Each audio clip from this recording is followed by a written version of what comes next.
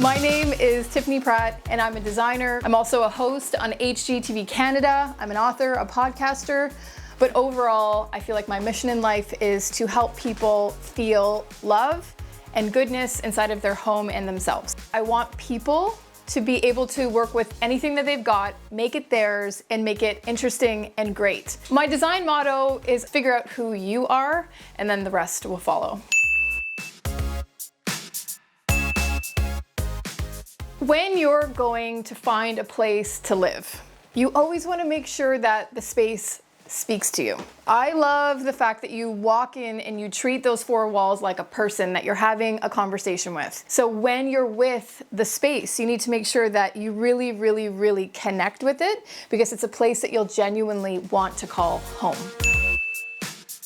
If you have the opportunity to buy something and do a big renovation, don't do it right away. Between that 6 months to a year when you're figuring out what you want to do for your renovation, you're understanding your home, it's also a really great time for you to understand what you love, what colors you love, what design sensibilities you really enjoy. Because when you invest in those details, you're not going to want to keep reinventing and renovating your home over and over. And I am absolutely not a proponent for trends. I think you need to figure out what you love, because when you make an investment like doing a big renovation in a home, you want to make sure that the choices that you're investing in are choices that you can get behind for a really long time. If you can find something on the side of the street, or if you can go to flea markets or garage sales, if you have aunts, uncles, parents, grandparents that have a basement full of stuff that they don't use, these are great places to shop because it's inexpensive and it gives you a chance to upcycle what already exists. You know, put a fresh coat of paint on it, or reupholster it simply, or spray paint it. I think the fun part about being frugal or figuring out how to fill a space is really the creative end of it. And that's the part of it that makes the energy in a home feel alive.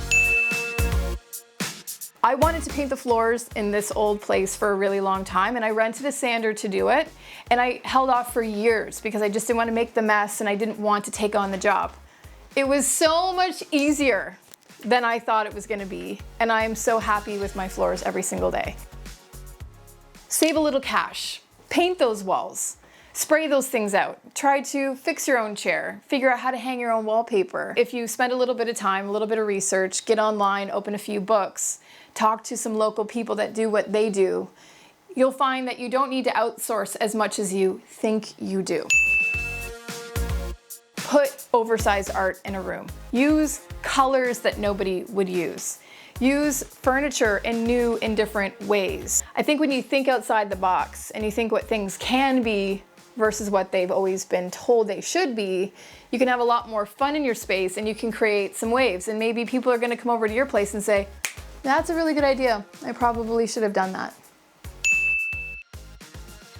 We all want to come home and feel like we've invested in our space and we have an environment that we can be proud of. But I don't want you to feel like you have to invest everything you have in your home. Use your cash wisely while you get to do traveling and spending on meals and going out with your family and seeing the world. Because if you're budgeting and you do want a beautiful home, it really will force you to get creative, but at the same time, your experiences will also enrich how you live, where you put things, the colors you use. Being on a budget ain't so bad. Your 2 Cents is made possible by Credit Unions of Atlantic Canada and produced by Canadian Content Studios.